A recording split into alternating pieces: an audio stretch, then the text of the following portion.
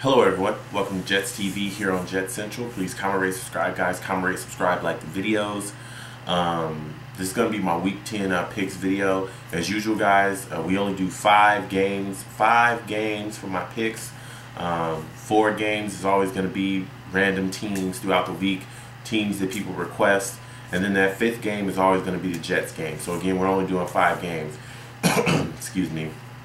So let's go ahead and get into my week 10 picks. First game I want to talk about, Atlanta at New Orleans. Atlanta's 8-0 right now. We've seen them win pretty much almost every kind of way. We've seen them blow people out. We've seen them play dirty and still eke out a win. And we've seen them come out and just pretty much kind of, slosh the game away and still find a way to win. But I am taking New Orleans to upset. I think New Orleans is going to make Atlanta play a different type of football. I think they're going to make them play fast football, high-scoring football, and I don't think that's where Atlanta necessarily succeeds.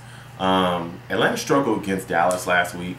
A lot of things that Dallas did offensively, Atlanta really wasn't hit to. Atlanta has trouble stopping the run from time to time.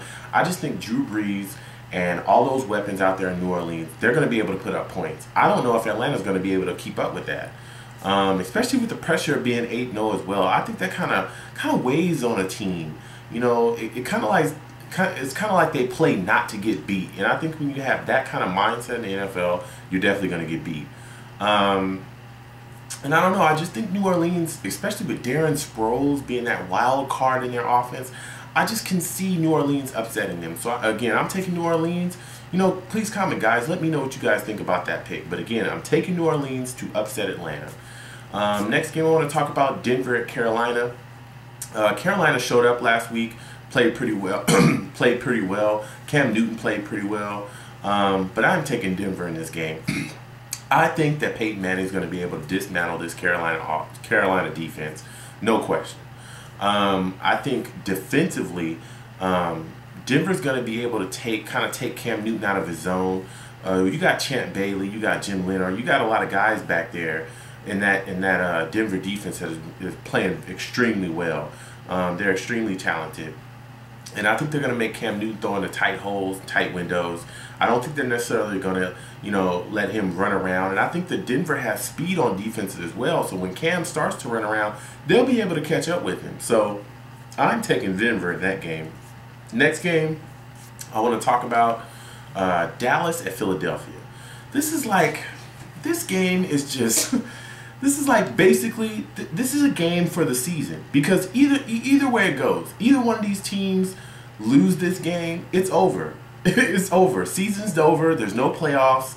Get ready for the draft. Analyze your roster. Figure out who you want to keep and who you want to get rid of. I mean, that's honestly how it is to me.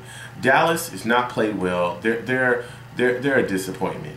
But Philadelphia is probably they're not probably. They are the biggest disappointment in the NFL. Okay, they have stars at every single level, and they play like crap. Period. Andy Reid, you lose this game. I'm not trying to jump out the window. I'm not trying to overreact. I'm not trying to do any of those things. Okay, but I honestly believe that if Philadelphia loses this game badly, like if they get blown, not even if they get blown, but if they lose this game and they don't look competitive, they should fire Andy Reid right now. Fire him in the 10th week and move forward, because I mean, what else is there? Philly loses this game again. Get ready for the draft, analyze your roster, figure out who you want to keep and who you want to get rid of. That's it. With all that said, I am taking Dallas. I'm taking Dallas because I honestly think that Dallas is a better team right now. Even though Tony Romo has like 13 interceptions, this year. I'm not even going to talk about his fumbles. Michael Vick is not playing any better. He's got 9 interceptions so far, and let's not even talk about the fumbles. The fumbles that have been returned and all the just the stuff he's given up. The fumbles on the run as well this season. I mean, both of them are not playing very well at that quarterback position. I could see McCoy possibly getting into this game with Philly and maybe moving the ball, but Philadelphia doesn't run the ball enough. They don't run the ball enough. Dallas is going to give you a steady dose of the run. And I think that's what's gonna push Dallas past Philadelphia in this game. I think they're gonna be able to run against Philadelphia. Philadelphia defense is not playing well at all. Dallas is competitive on the defensive end, and that's what I definitely think is gonna help them to win this game as well. Michael Vick's gonna get chased around as usual. Philadelphia's offensive line is decimated.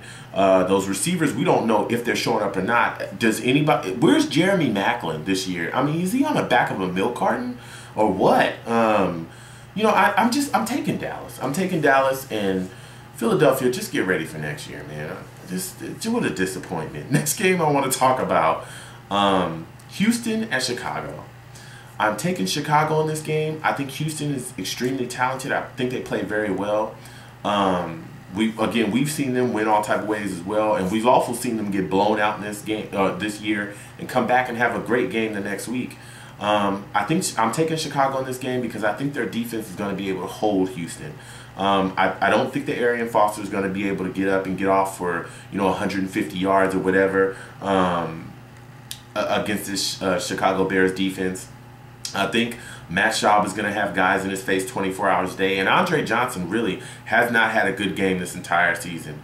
My only question for Chicago this game is, are you going to be able to manufacture points? And I'm not talking about field goals. I'm talking about touchdowns. Is the Jay Cutler and Brandon Marshall connection, is it still going to be there? Can Jay Cutler just make sound decisions when he's throwing the ball? Is he gonna make bad throws and throw interceptions and pout and cry on the sidelines like he does from time to time? Because if that Jay Cutler comes to play this game, it's gonna be a long day for Chicago. I have no question that Chicago's defense is gonna be able to slow down or stop Houston's offense. My question is, can Chicago's offense manufacture some type, just a couple TDs, two TDs, manufacture points to keep Houston at bay? That's my only question. But again, with that said, I'm taking Chicago. Next game I want to talk about, New York Jets at Seattle Seahawks. To be honest with you, I'm taking the Seattle Seahawks. I think they're just playing a better team, bottom line. They do a lot of things well that we don't do well. They run the ball extremely well. We struggle to stop the run. Wilson's having a field day out there throwing the ball. Outside of Cromartie, we don't have a corner. Not one. No one's going to stop Wilson throwing the ball from to Rice or to any of those other targets, Golden Tate. And no one's going to stop him. Unless it's Cromartie, no one's going to stop him. I think offensively we're going to struggle. Seattle plays extremely well at home. They have that 12th man, so it's going to be loud. We're not going to be able to get play calls in. Our offensive line has struggled to stop blitzes. They blitz. They also have that rookie pass rusher as well. And oh man, do we struggle with pass rushers, especially if they're lined up over our right tackle Howard. Seattle's just a better team. Like I said, I think they're a better team. I think we'll be able to keep the game tight and close. I think we're going to struggle to manufacture points. And I think our defense is going to struggle to stop the run. And Marshawn Lynch, he's not to be taken lightly. He will run over you, past you, and around you. So, hey, we gave up 94 yards to Reggie Bush at the half when we played the Miami Dolphins. 94 yards at the half. What do you think Marshawn Lynch is going to do with us? So, what can I say? Seattle Seahawks, just a better team. So, with that said, guys, please comment, rate, subscribe, like the videos. And thank you guys for watching, man. Peace.